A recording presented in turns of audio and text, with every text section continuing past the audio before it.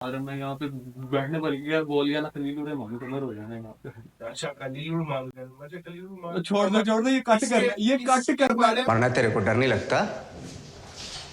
माफ करना मैं जो कभी पॉडकास्ट खत्म होने तो मैं तुम्हें मोटिवेट उसके करके बाद जाऊंगी, उसके तुम कुछ बाद बनोगे। डोंट वरी, टेंशन नहीं लेनी।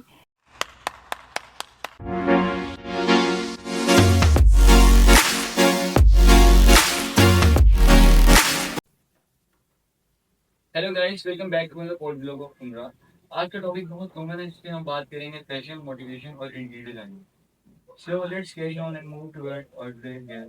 Thank you so much for joining us today. Introduce yourself. My name is Mohammad Musa. I am fashion designer plus fine artist. And this is me, Noor Fatima, and I am student of interior design and learning to be a motivational speaker. Myself, Hadia Iman, and I am an interior designer. Would like to learn now about what is fashion, what is interior designing. बिल्कुल basic word में समझाएं जिसको कुछ नहीं पता interior designing का या fashion का, उसके लिए इंटीरियर डिजाइनिंग और फैशन क्या है। फैशन मेरे ख्याल से सब कुछ है। या फैशन हम लोग जो देखते हैं वो ज़्यादातर देखते हैं कि कपड़ों के अंदर, यानी जो इंसान ने पहना है वो एक फैशन है। सिर्फ हमने गारमेंट्स तक रखा हुआ है, हालांकि फैशन हर चीज़ के अंदर है। म्यूजिक के अंदर भी आपको मिलेगा, इंटीरियर के अंदर भी मिलेगा, आर्किटेक्चर के अंदर भी मिलेगा। जो चीज़ लोगों को पसंद आए, जो एक ट्रेंड चल पड़े, वो फैशन है। Exactly. As an interior designer, the interior designing is the art and science of enhancing the interior of a space. You know, एक space को beautify करना, तो उसको as an interior designer Okay, और मेरे अकॉर्डिंग इंटीरियर डिजाइनिंग किसी एक space को एस्थेटिकली प्लीजिंग बनाना, जहाँ पे आप मतलब आप रह के कंफर्टेबल फील करें, कंफर्टेबल के साथ साथ जो आपकी शौक है वो आपको अपनी सराउंडिंग्स में नजर आए। How to become a fashion designer या इंटीरियर डिजाइनर अगर कोई इस फील्ड में आना चाहता है, उसके पास कौन से ऐसे एलिमेंट्स, कौन से ऐसे स्किल्स होने चाहिए। सबसे पहले आपको फैशन डिज़ाइनर आपने बनना है ना, आपके पास आर्ट की स्किल, डिज़ाइन की नॉलेज, ये लाजमी है आपके लिए। फिर उसके बाद आप जो फील्ड में उतरते हैं, उसके बाद फील्ड की कुछ स्पेसिफिक चीज़ें होती हैं। जिस तरह फैशन की बात करें, उसमें आपको गारमेंट्स की कटिंग, ड्रेपिंग, स्टिचिंग वगैरह ये सब आना चाहिए। उसके बाद आप अपनी क्रिएटिविटी पे आते हैं। उसके बाद फिर आप पूरा डिज़ाइन करते हैं, गारमेंट बनाते हैं, फिर वो एक ट्रेंड चलता है।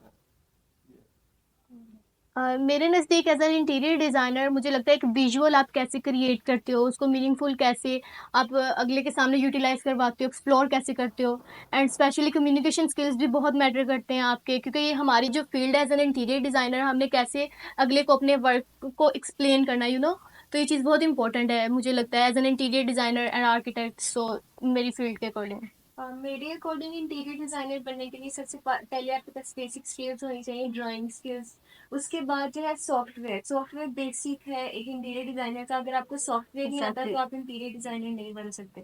तो जितने ज्यादा आप सॉफ्टवेयर पे मास्टर हो गए, जितना आपको सॉफ्टवेयर का पता है, आपको जितने ज्यादा सॉफ्टवेयर आते हैं, उतना ज्यादा आप अपनी फील्ड में सक्सेसफुल हो सकते हैं। यानी छपड़ी जीन्स इसके बारे में आप लोगों के ख्याल हैं।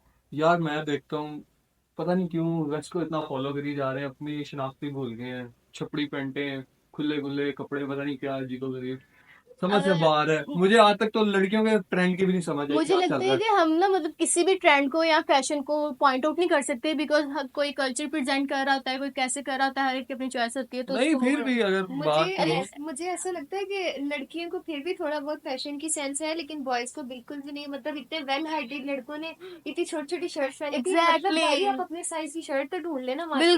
बिल्कुल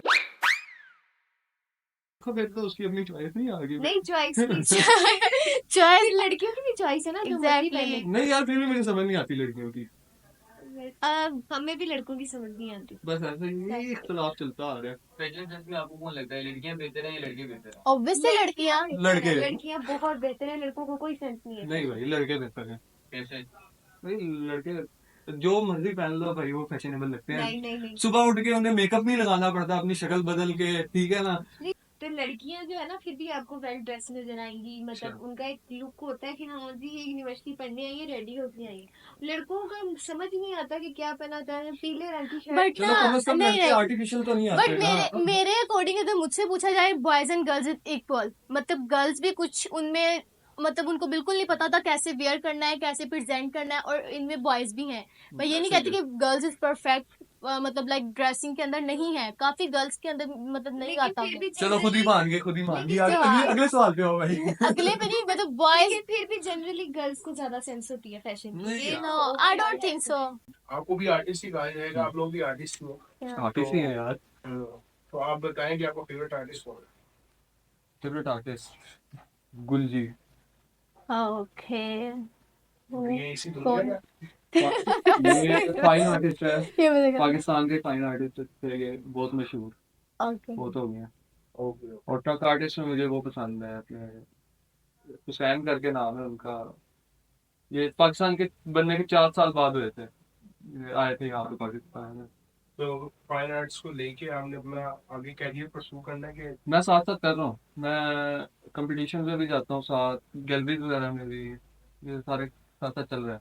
तो लोग कैसे देखते हैं फाइन आर्ट्स के बारे में? लोगों को पता भी है यहाँ पे कि नहीं है बस? यार क्या बताऊँ, उन लोगों को कुछ पता ही नहीं है, पता नहीं है क्या कर रहा है, लड़कियों की फील्ड में आ गया है, भूखा मर जाएगा, बस यही सुनते हैं। अच्छा, ये थ्योरी जो हम सुन रहे हैं कि आजकल देखा जाता है कि अक्सर लड़कों की चीजों को ना लड़कियों के साथ डेट करा दिया जाता है। इवन कि अगर उसको कहा जाए ना कि यार माँ कहते हैं अपने बेटे से कि उठ के यार बिस्तर अपना सही करिए, वो कहते हैं आगे से यार ये लड़कियों वाला था। नहीं तो ऐसा क्यों है?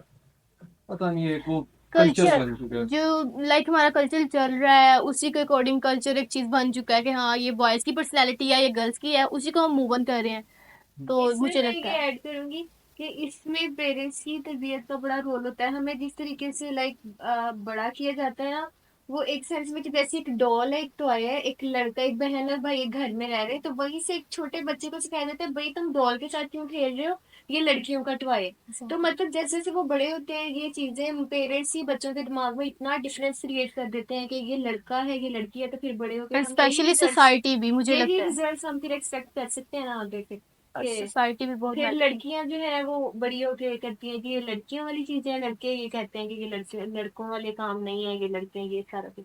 ओके ले- लेकिन होते हैं स्पेसिफिक काम भी कुछ होते हैं लड़के लड़कियों के अलग अलग, जैसे कि जैसे कि होते हैं यार। मैं यहाँ पे बैठने पर गया, बोल गया ना खलील उरे मांगे कमर हो जाना है यहाँ पे। अच्छा कलील मांग रहे हैं, मुझे कलील मांग छोड़ दो, ये कट कर, ये कट कर पा वरना तेरे को डर नहीं लगता? माफ करना, मैं जो तमीज से। यार। ग्रेट बन रहा है मेरे नजदीक, तो सही बोलता है। एग्जैक्टली मेरे नजदीक में। मेरे नजदीक में।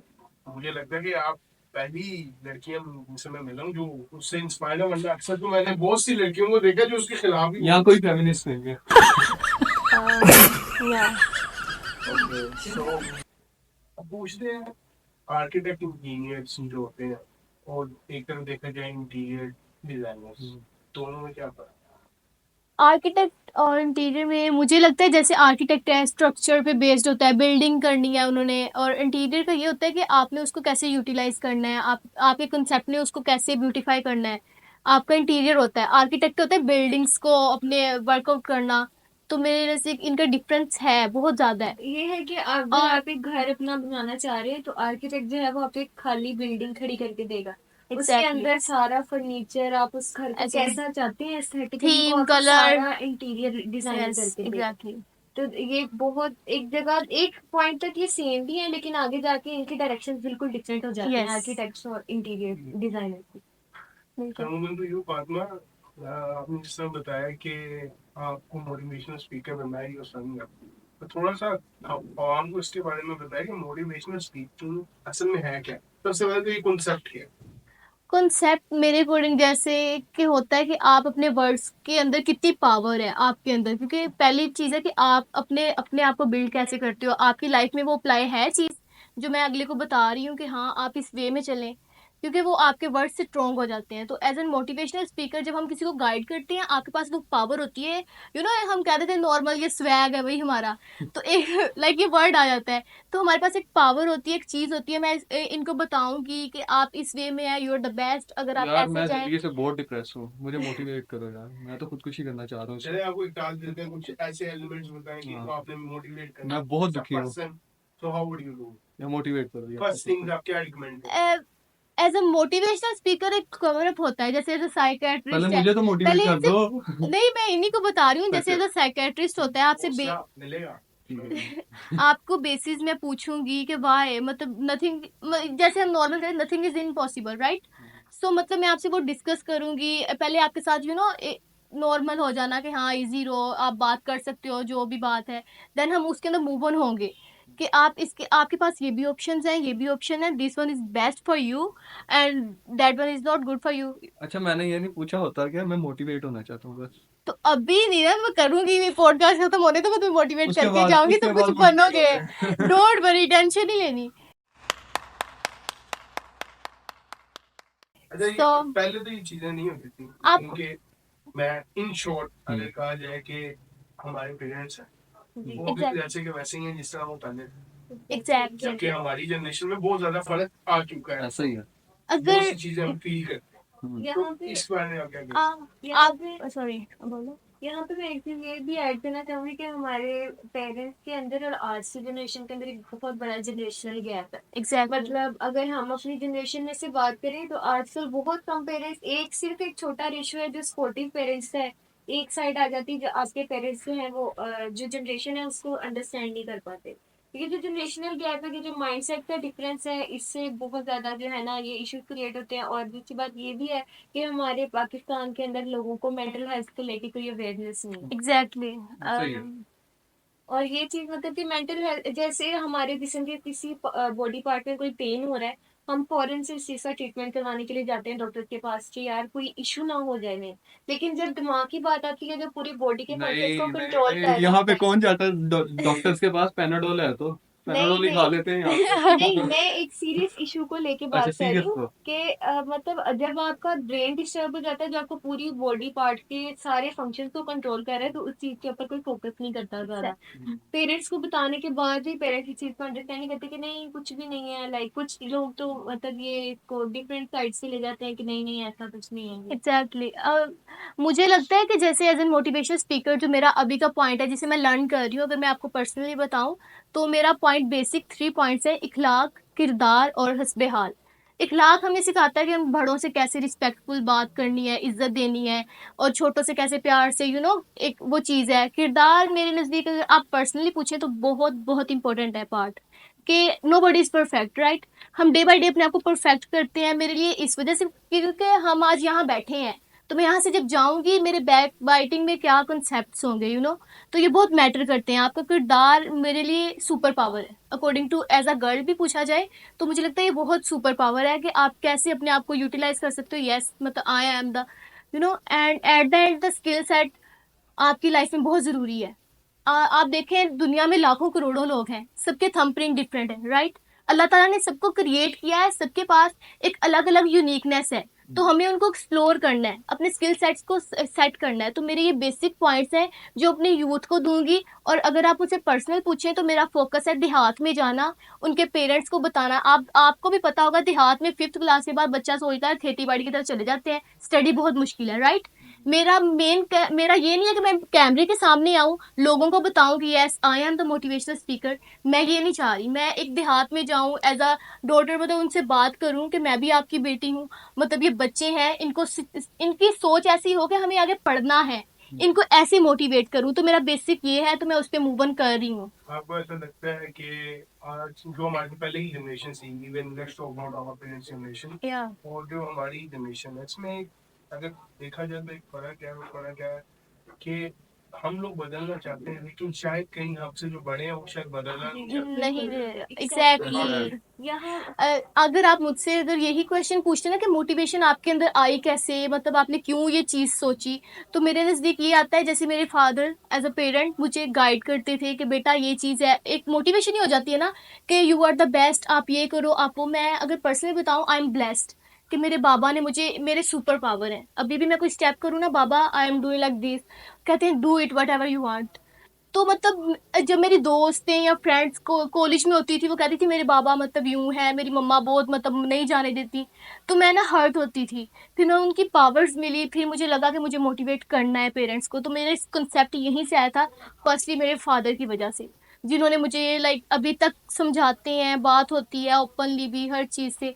तो आई एम ब्लेस्ड भी है। इस और चीज में ये भी है कि अगर मतलब हर फादर या हर मदर इस तरह का नहीं होता, तो एग्जैक्टली मैं इस चीज के अंदर मेरा ये इसमें एक गोल भी है, ये चीज भी है कि मैं इस चीज को अचीव करना चाहती हूँ नेक्स्ट जाके, कि जैसे इन्होंने भी ऐड किया कि पेरेंट्स को गाइड करेंगे। मैं वुमेन एम्पावरमेंट में इस चीज में काम करना चाहती हूँ कि वो लड़कियां जिनको उनके पेरेंट्स सपोर्ट नहीं करते एजुकेशन के मामले में, डिफरेंट गोल के, और कुछ चीजों में इनको सिर्फ इसलिए पीछे कर दिया जाता है कि वो सिर्फ वो लड़कियां हैं, वो गर्ल्स हैं, तो मैं इस माइंडसेट को चेंज करना चाहती हूँ कुछ अपनी एफर्ट के साथ।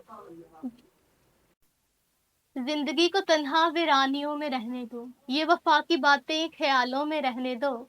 जिंदगी को तन्हा वीरानियों में रहने दो, ये वफा की बातें ख्यालों में रहने दो। हकीकत में आजमाने से अक्सर दिल टूट जाते हैं, ये इश्क मोहब्बत और दोस्तियां किताबों में रहने दो। वाह वाह वाह। यूनिवर्सिटी क्या रोल अदा कर रही है? आप लोग क्या सोचते हैं यूनिवर्सिटी में क्या चीज मिसिंग है यार? यूनिवर्सिटी में क्या क्या गिनवाए, गिनना शुरू करो पहले। सब कुछ सब कुछ आई थिंक सो, बहुत कुछ मिसिंग है। मतलब हम ना एक जैसे ट्रेंड नहीं चल पड़ता कल्चर, भाई ये स्टार्ट हो गया है, वो उसी को लेके चल रहे हैं ना। कोई चीज़ आप एक एक्टिविटी दो बच्चों को, उनको एक्सप्लोर करो, प्रमोट करो, बच्चों के पास टैलेंट है। हम इतने कोई मतलब जिद्दत नहीं है। या Force। एग्जैक्टली स्कूल वाला सिस्टम है कि सुबह 8 बजे से शाम 6 बजे वो तक ये classes वो हैं, system constant लगे हुए हैं classes, बस। Exactly। system है फिर। बात भी करो ना, कोई जिद्दत लाए नहीं, देखेंगे देखेंगे हो जाएगा। यूनिवर्सिटीज में कोई पब्लिक स्पीकिंग सेक्शन होते हैं आप लोगों में? उसके नाम पे पैसे जरूर दिए जाते हैं, होते नहीं है। इतना सिर्फ एक ज्यादा दिखावा। प्रमोट नहीं किया जाता। वो नहीं होता लाइक दिखावा हो रहा है बस कि बस भाई वही हम है, कुछ कर marketing। रहे हैं, लेकिन रियलिटी जीरो है उनकी। तो अच्छा, आप लोग भी आर्टिस्ट हैं, जैसे कि शेर व शायरी, सिंगिंग, वैल्यूज, क्या चीज को कर रहा है? Singing। पोइट्री। पोएट्री शेर और पोएट्री में कुछ आप सुनाना चाहें? मैं ओके। दीवारों से डर निकले हैं, दिल के सारे डर निकले हैं। वाह। दीवारों से डर, सॉरी मम्मी, ये ब्लॉपर में आ जाएगा। ये दोबारा पढ़ रही हूँ। दीवारों से डर निकले हैं, दिल के सारे डर निकले हैं। दीवारों से डर निकले हैं, दिल के सारे डर निकले हैं। अभी तो उड़ना सीख रहा हूँ, अभी तो मेरे पर निकले हैं, वाह। अभी तो मेरे पर। क्या बात। मैं इसमें ये ऐड करूंगी कि ना लिखना तुम मेरी चाल मेरे रंगो रूप के बारे में, ना लिखना तुम मेरे रंगो रूप मेरी चाल के बारे में, तुम लिखना तो लिखना मेरे ख्वाब मेरी उड़ान के बारे में। वाह। तो आप कुछ सुनाना चाहेंगे? क्या आता है? यार मैं इकबाल का शेर सुना देता हूँ कि खुद ही को कर बुलंद इतना कि हर तकदीर से पहले, खुद ही को कर बुलंद इतना कि हर तकदीर से पहले, खुदा बंदे से ये पूछे बता तेरी रजा क्या है। आपकी तकदीर लिख दी गई है? तकदीर लिख दी गई है भाई। वही पॉइंट। केस में कैसा है? यार लड़कों के केस में देखा जाए, अगर मैं अपने माँ बाप की बात करूँ तो मुझे तो बहुत सपोर्ट है हर मामले में। फील्ड के मामले में शुरू में नहीं थी, शुरू में समझाने में थोड़ा टाइम लग गया था, लेकिन बाद में जब मैंने काम करके थोड़ा दिखाया, कहते नहीं यार करते हो ठीक है, फिर इसी में जाओ आगे। फिर मुझे सपोर्ट ऐसी शुरू हुई कि अब हर मामले में साथ है, मैं जिधर जाना चाहूँ मुझे जाने देते हैं। यकीन करें, आप कह लेंगे वो मेरे बेस्ट फ्रेंड्स हैं। लाइक कहना उनसे ये भी जा ज्यादा। रहे हैं, पहले भरोसा नहीं था, अब भरोसा अब हुआ भरोसा हो गया। नहीं पहले भी था उन्हें, फील्ड के मामले में बात ओके करें। ओके। हाँ। हाँ। करती है, मुझे भी करनी चाहिए कि मेरी मामा जो है मेरी बेस्ट फ्रेंड है और वो मेरा बहुत बड़ा सपोर्ट सिस्टम है। My father. हर चीज में मेरी वो अम्मी। मेरे साथ खड़ी है और इस चीज का मुझे बहुत मेरे दोनों। वो भी मेरी अम्मी भी, दोनों ही दोनों मेरे साथ। एंड नेक्स्ट, हया आंखों में हो तो पर्दा दिल का ही काफी है। हया आंखों में हो तो पर्दा दिल का ही काफी है। बेहया आंखें हो तो इशारे निकाब में भी होंगे। वाह, बहुत गहराई है। या अच्छा, आप लोगों की इंस्पिरेशन क्या है? मेरी इंस्पिरेशन एक ही है, वो हज़ूर पाक की ज़ात है, उनके अलावा कोई भी नहीं है, एग्जैक्टली। उनके अलावा बेशक कोई काबिल ही नहीं है, दिनों दुनिया के लिहाज से, हर लिहाज। बेशक। तो आप लोगों की जो फील्ड है, आप इसी के आगे परस्यू करना चाहेंगे एज अ कैरियर, कि समथिंग डिफरेंट आपके? इसी को करना चाहूंगा, लेकिन साथ मीडिया में भी आना चाहूंगा, थोड़ा सा होस्टिंग के साथ। मेरे according as a news anchor, I have not why, लेकिन मुझे लगता है बिकॉज कम्युनिकेशन स्किल्स या कुछ भी मीडिया मैस कॉम की तरफ मेरा एडमिशन था, देन कैंसिल होकर मैं इंटीरियर डिज़ाइनिंग में आई थी। बट मेरा है एज एन एंकर पर्सन भी। मैं इंटीरियर डिजाइनिंग के साथ साथ डिफरेंट बिजनेसेस को एक्सप्लोर करना चाहती हूँ। मतलब बेसिकली मेरा जो है मोटिव वो एक बिजनेस वुमन डिफरेंट बिजनेसेस में जाने का है मुझे। क्योंकि passion plus profession equal to life. तो जब आप अपने पैशन को प्रोफेशन में ले जाते हो, फिर आप उस चीज को इमेजिन करते हो कि आप खुद को कहाँ लेके जाना चाहते हो फ्यूचर में। मतलब आप अब वो जरूरी नहीं है पैसा, क्योंकि पैसे के पीछे भागने का कोई फायदा नहीं है। एग्जैक्टली अगर आप एग्जैक्टली प्रोसेस को एंजॉय नहीं करते आप गोल कभी अचीव कर ही नहीं सकते। मैंने पर्सनली बहुत सारे लोगों को देखा है जिनके पास पैसा बहुत है लेकिन जिंदगी का हाँ, सुकून नहीं है। सुकून नहीं है। तो सबसे पहले जिंदगी का सुकून तलाश करना चाहिए कि आपको किस चीज में जो है इसी ना में हमारा क्वेश्चन, जैसे हम एज अ आर्टिस्ट बन रहे हैं तो क्वेश्चन वही होता है कि आप आर्टिस्ट, मेरे नजदीक ना जैसे कड़वा सच होता है, तो मेरे नजदीक आज का आर्टिस्ट आर्टिस्ट नहीं है। हम चलते फिरते कहते हैं आई एम मतलब ये आर्टिस्ट है वो। आज का आर्टिस्ट आर्टिस्ट इसलिए नहीं है क्योंकि अब हमारी फील्ड है ना, तो हमने देखना यार इस काम में ना पैसा है तो ये काम करना है यार। जो हमारी क्रिएटिविटी है हमें उसको एक्सप्लोर करना चाहिए, ना कि पैसे के पीछे भागना चाहिए, क्योंकि हम अपनी क्रिएटिविटी खो देते हैं।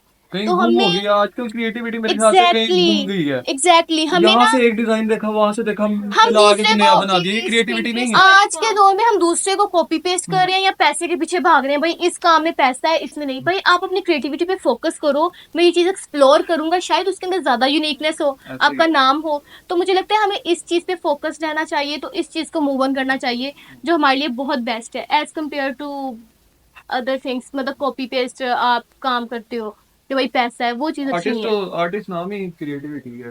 क्रिएटिव नहीं है तो आप एग्जैक्टली आर्टिस्ट बन ही नहीं सकते। आजकल एग्जैक्टली देखा जाता है कि यार हमारी नेशन जो है जी स्पेशली यंगस्टर उनके बारे में कहता है ये सबसे ज्यादा डिप्रेस है। ऐसा क्यों? बिल्कुल भाई डिप्रेशन क्योंकि बहुत ज्यादा आ रही है समाज में। क्योंकि ना डिप्रेशन को ये आप इस तरह से कह सकते हैं जैसे हम पहले भी डिस्कस कर रहे थे कि डिप्रेशन जो है ना एक्सपेक्टेशन के साथ आता है। मतलब आप एग्जैक्टली एक इंसान है, जैसे आपका एक दोस्त है, आप मिले हो, आप उनकी बॉन्डिंग अच्छी हो गई है। जब आप उसकी एक्सपेक्ट करना स्टार्ट कर देते हो और फिर आपकी एक्सपेक्टेशंस पूरी नहीं होती, फिर आप डिप्रेशन में चल जाते हो। आपको तो यार इस इंसान ने मेरे साथ बुरा कर दिया, आपने उससे एक्सपेक्ट ही क्यों किया। जब आप दूसरों से एक्सपेक्ट करना छोड़ देते हो, उस टाइम पे आपकी डिप्रेशन, आपकी एंजाइटी और वट जो भी हाँ होता है वो एग्जैक्टली खत्म हो जाता है। सबसे पहले अपनी एक्सपेक्टेशन को लोअर करें। जैसे आप इंसान है, दूसरे भी इंसान है, हर कोई मतलब सेल्फ सेंटर्ड है, अपने प्रॉब्लम्स में है। तो बस अपने एक्सपेक्टेशन को जो है ना वो कम करो। अगर मेरे नजदीक एग्जैक्टली देखा जाए ना, अगर आप मुसलमान हैं आप डिप्रेस नहीं हो सकते, लेकिन आप दूसरे लोगों से क्यों एक्सपेक्टेशन रखते हैं? आप अल्लाह से क्यों नहीं रखते जो आपके सबसे करीब है, जिसने आपको सब कुछ देना है, जिसने आपको बनाया है? जब आप उससे रखेंगे ना सारी अपनी उम्मीदें सब कुछ, तब आप कभी डिप्रेस नहीं हो सकते। तब बिल्कुल तब आपकी जिंदगी आराम से इस तरह चलेगी। बेशक। एक ऐसी पॉजिटिव चीज जो आप चाहते हो इस सोसाइटी में स्पेशली हम लोग लेते हैं। मुझे लगता है आजकल हम हमारे अंदर किसी के लिए एहसास नहीं है, कोई बंदा किसी को समझ नहीं पाता। तो हमें अपनी सोसाइटी के अंदर वो चीज़ होनी चाहिए कि आप अगले को अंडरस्टैंड। दुनिया में बहुत चंद लोग हैं अगले को अंडरस्टैंड करते हैं। हाँ, हम चलते फिरते टैग दे देते हैं अगले को, यार ये बंदा ये है या चोर है, फलां है, झूठा है, ना कि हम उसकी फीलिंग्स को नहीं समझते। अगर चोर भी असल है कहानी हम देखते ही नहीं है तो क्या। उसका बैकग्राउंड क्या था चोर का? चोर है भी तो इंसान तो था ना वो। तो हमें वो सीखना चाहिए। मुझे लगता है कि ये चीज होनी चाहिए। अंडरस्टैंडिंग और एक्सेप्टिंग बनने की जरूरत है। एग्जैक्टली पाकिस्तानियों एग्जैक्टली के अंदर अंडरस्टैंडिंग और एक्सेप्टिंग जैसी चीज ही नहीं है। मतलब एक इंसान बेशक खुद 5,000 गुनाह दिन में करता है, लेकिन अगर वो टीवी अगले को क्या क्या के लेकिन कोई इंसान अगर उनके सामने फॉर एग्जांपल जैसे हम अपने एक्टर्स वगैरह इनकी बात करें तो वो बिल्कुल करें ना कुछ पोस्ट कर दे इस तरह से कि वो इस्लाम के अकॉर्डिंग नहीं है, तो पूरा कमेंट सेक्शन इसी से भर जाता है, दर्द दे रहे होते हैं। हालांकि वो अपनी पर्सनल लाइफ में वही सारी हरकतें वो खुद भी कर रहे हैं। वेस्ट ऑफ तो टाइम। मैं ये कहूंगी कि पहले खुद को ठीक करें, हाँ, फिर अगर हर इंसान खुद को ठीक करने पे फोकस करे तो फिर मुआशरा खुद वो भी ठीक हो जाएगा। जो पहले दूसरों बात को- की थी। जब दूसरों को ठीक करने में लग हाँ जाएंगे हाँ तो आप कभी भी कुछ भी ठीक नहीं होगा। मेरे नजदीक पहले हकीकत को माने, जो फैक्ट है फैक्ट को माने, जो गलत चीज है उसे माने। आप बेशक उस चीज को करते हैं या नहीं करते, आप फैक्ट को मान लें। जब बंदा इंसान हकीकत को मान लेता है ना कि ये चीज गलत है, फिर आहिस्ता आहिस्ता खुद ही एहसास पैदा होता है, तो बंदा उस गलत काम से दूर होना शुरू हो जाता है। exactly। पहले आप हकीकत को माने, हकीकत गलत क्या है सही क्या है, और अपने आप को पहले बदलें, ना कि लोगों के अंदर से नुक्स निकालें। नहीं बस यार, अब ये आप गलत ना अपने आप को बदलना शुरू कर दे। नहीं नहीं बस ठीक है, शुरू करते हैं, इसके बाकी बारे हो में जाती सोचते है। हैं। एग्जैक्टली इसके बारे में आप लोग सोचते हैं। शुरू कर दें। वैसे मुझे भी ऑब्वियसली हर इंसान को बहुत ज्यादा जरूरत बहुत है, ज्यादा बहुत ज्यादा जरूरत है वैसी आपको। बात की थी। Exactly exactly so in short हम लोगों को एक्सेप्टेंस और एडमिटेंस पे काम करना चाहिए। Exactly. एग्जैक्टली बिल्कुल जो जैसा है उसको एक्सेप्ट करें, जी एडमिट करें। And Accept so guys, let's talk about आपकी स्ट्रेंथ और वीकनेस। स्ट्रेंथ मेरे माँ बाप, क्योंकि हर मामले में मेरे साथ खड़े हैं। मैं जहाँ भी डाउन फील करूँगा मेरे साथ पीछे मेरे खड़े हैं। जब तक उनका साया सर पर है तब तक ही बंदा मजबूत होता है। जब हट जाए तो फिर कुछ भी नहीं रहता। और मेरी वीकनेस ये है, मैं कंफ्यूज हो जाता हूँ बातों में, और बस यही है। और लोगों पर एतमाद जल्दी कर लिया, जिसकी वजह से नुकसान उठा लेता हूँ। मेरी स्ट्रेंथ में है कि अगर एक क्राउड जो है वो एक रोड को चूज करे तो मैं मेरे अंदर इतनी पावर है कि मैं वो उस अकेले रोड को देख सकती हूँ। मतलब कि मैं लोगों के साथ लोगों के बगैर अकेली बहुत अच्छे से परफॉर्म कर सकती हूँ। मुझे लगता है लोगों की जरूरत नहीं है ज्यादा। और मेरी वीकनेस ये है कि ये ही मेरी वीकनेस ही आ जाती है कभी कभी कि मैं जब लोगों से ज्यादा कम्युनिकेट नहीं करती, ज्यादा जब उनसे बात वगैरह नहीं करती तो फिर इसमें ये भी आ जाता है कि शायद ये शाय है, ये इसको प्रॉब्लम है लोगों से, ये कुछ कर नहीं सकती because she can not communicate. लेकिन मैं कम्युनिकेट कर सकती हूँ, बस उन लोगों के साथ जिनके साथ मैं करना चाहती हूँ। मेरी स्ट्रेंथ है, मुझे लगता है positive work environment to convert in negative, sorry negative work environment to convert into positive. I feel like मेरी बिगेस्ट स्ट्रेंथ है। और problem solving and writing somehow and as far as weaknesses I feel like overthinking and specially सबसे बड़ी weakness मेरी है not able to say no. मुझे मेरे मामा पापा फ्रेंड्स बोल के कहते हैं बहन बोल दिया करो नो। मतलब मेरे पास कोई चीज़ हो या अवेलेबल हो ना, मुझे अगला कि मुझे हेल्प चाहिए तो आई वाज लाइक कि हाँ मैं करूँगी, कैसे भी अरेंज करके उसको चीज़ देनी है। नुकसान उठा लोगे खुद, लेकिन नुकसान उठा लोगे। और मामा मुझे बल्कि इस पे इतना डांटती हैं कि बेटा ऐसे मत किया करो, आप कह दो नो नहीं है मेरे पास, तो मुझे होता है मम्मा तरस आ गया, मम्मा प्लीज नहीं। मतलब मैं पीछे पड़ी होती है इसको देना है, मतलब उसकी चीज। मुझे ये लगता है कि नो कहना सीखना बहुत एग्जैक्टली इम्पोर्टेंट है। तो मैं इस पे जो बात मैंने कर रही सीख हूँ, लिया है तो मैं इसमें बहुत सेटिस्फाइड। तो मैं अभी इस पे वर्क कर रही हूँ इंशाल्लाह वेरी सून। ओके गाइस, तो एंड में जाते जाते कुछ बातें हम भी कहना चाहेंगे, जैसे कुछ शायरी के अंदाज में बयान करते हैं कि याद किया जब जब भी मांगी, हाँ। याद किया जब जब भी मांगी को, हर बार खुद को ही कसूरवार पाया। वाह वाह। वाह। सो गाइस, जिंदगी में कोशिश करें कि आप कोई रिग्रेट ना रहे। आप कुछ करना चाहते हैं और वो आप ना कर पाए, ये रिग्रेट बहुत जालिम होता है। इसी के साथ बिल्कुल। हम अपना प्रोग्राम एंड करते हैं। हमें दीजिए इजाजत, मिलेंगे आपसे बाय बाय। एक नए अल्लाह हाफिज।